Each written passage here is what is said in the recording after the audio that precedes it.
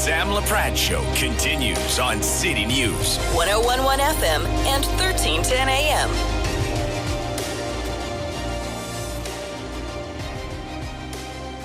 Okay, when you went to bed last night, if you're a homeowner, you maybe crossed your fingers and thought, oh, I hope that interest rate doesn't go up. We heard from a lot of economists that they weren't expecting a hike, but certainly because of the last year or so, we've seen so many of those hikes come. One just never knows until the Bank of Canada actually makes that announcement. They did hold the line today at 4.5%.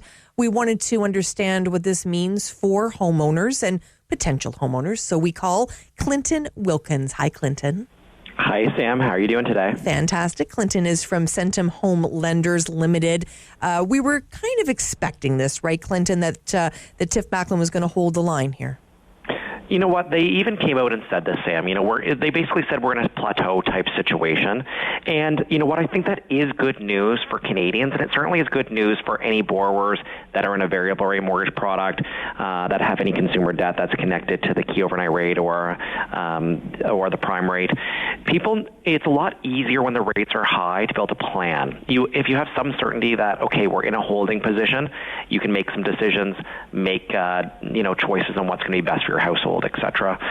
It's tough when we're in an increasing rate environment. Maybe not so challenging when it's decreasing, but when it's increasing, certainly there's a lot of uncertainty, and you're always waiting for that next announcement.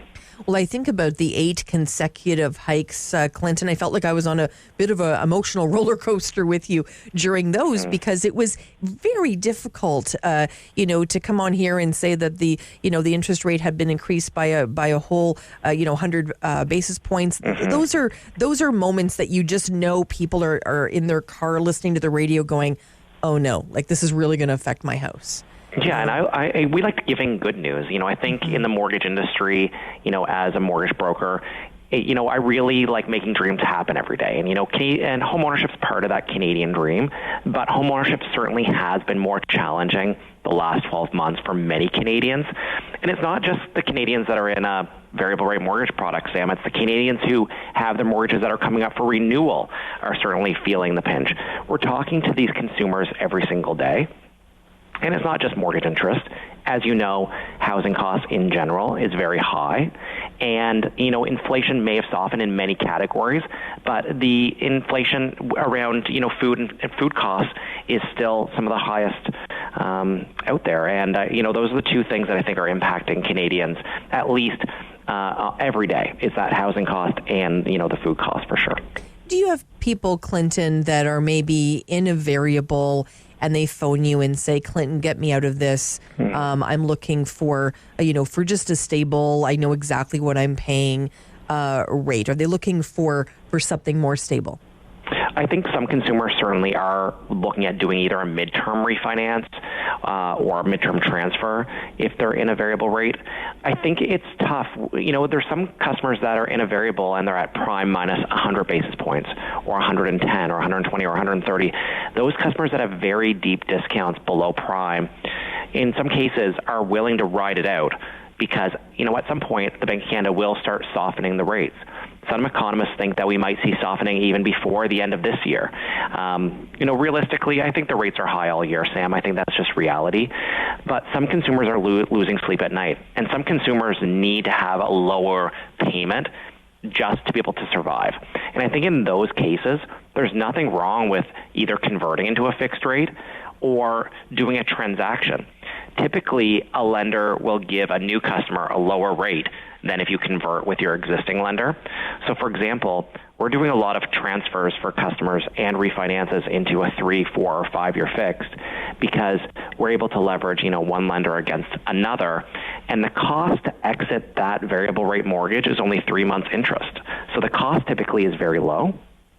And the new lender, in many cases, will either capitalize or pay most or all of the penalty from the new mortgage proceeds. So the consumer may not even need to pay any money out of pocket to be able to do that transfer and really kind of leverage the best rate. Mm-hmm. And I think, the popularity of shorter-term fixed rates, I think it's certainly out there. I've been doing this for 17 years, and I've done over 5,000 transactions, but I've never had so many customers ask me for shorter terms, like 3 years fixed. Interesting. Can we talk about amortization, Clinton? Because I think when you pull up those mortgage calculators and you sort of throw in, how much the house is, and then, it's kind of tempting to go, oh, should we just kind of, suck it up for 10 or 15 years and have really big payments and then it's all paid off? Or some people have the analogy, let's live in this house and not be house broke and take it over 25 or even 30 years. Walk me through the process from your perspective on amortization. I think longer amortizations certainly are more popular today, Sam. And we certainly have customers that were in shorter amortizations when they're doing these transactions, whether it's at renewal or in midterm, and they're choosing to do a longer amortization just for the sheer fact that the rates are high right now. And they're saying, hey, Clinton, we're going to take a 25 or a 30-year amortization for now. We know this is not a forever plan for us because we do want to hammer our debt down, but they're doing it for the short term. And that's really to alleviate some of the other issues around inflation, not just the mortgage borrowing cost, but to help maybe with that food cost, because it's lowering what their payments are. So I would agree longer amortizations certainly are more popular. I can tell you my personal situation. I'm in a variable rate mortgage. So for any of our listeners out there, I'm a professional and I do this every day. My personal mortgage was down to about a 16-year amortization, but now, with obviously the increases in the rates, my amortization now is almost 40 years. Wow. It's interesting, the federal government has come out that they are going to allow banks to extend amortizations basically indefinitely right now due to what's going on with the higher borrowing cost. So, if you're in a variable and you're having some challenges, or if you've had a trigger rate, I would say talk to your lender or talk to your unbiased mortgage professional. Talk about what some of the possible options will be. And many consumers do have some equity in their home, and many consumers have lenders that will work with them to, maybe restructure that mortgage to make it, more palatable even in the short term. We only have about a minute, Clinton, but I really feel like I want you, we've talked about this before, but I want you to reiterate how important it is to reach out to somebody as opposed to having sleepless nights, to be honest and open with someone like yourself, Clinton. Talk to me a little bit about that. I think finances are, sometimes a little bit of a taboo topic, Sam. I think reaching out for advice, and sometimes the advice is do nothing, and that is okay. Mm-hmm. But sometimes the advice is there is something that you can do, and it will better your financial position. And I think sometimes people just hide and they don't want to talk about, their challenges. But I think that sometimes can be a snowball effect and the situation can just get worse. And then maybe the solution becomes more challenging or more costly. So, ask for help and ask the questions early on. I always say, the earlier we can get to, a problem, the better the solution will be. Brilliant. I always love our date. We always have a date on the Bank of Canada announcement. I know, and we'll have another date here in early June. I think June 7th is the next Bank of Canada announcement, so we'll be back on here with you at that time, Sam. Look forward to it. Clinton Wilkins spending time with us.